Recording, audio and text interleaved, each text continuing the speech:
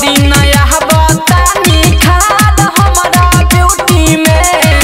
दोनों बेरा लागल रही हम तो डबल ड्यूटी में दिन प दिन यह बतानी खाद हमारा ब्यूटी में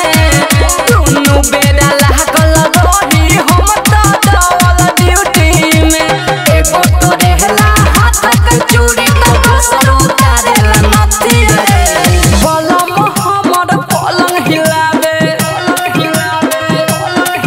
अरे बलम हमर पलंग हिलावे देवर हिलावे ला खटिया रे बलम हमर पलंग हिलावे देवर हिलावे ला खटिया रे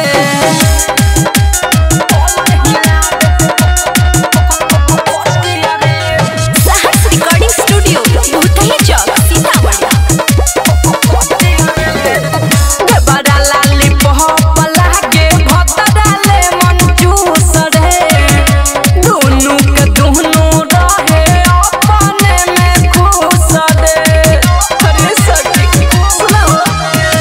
देवरा लाली पहप लागे भतराले मन चूस रे दोनों के दोनों रहे अपने में खुश रे राइटर सनदीप परदीप राजू रविंदर के बिगड़ल दतिया रे बलम हमर पलंग हिलावे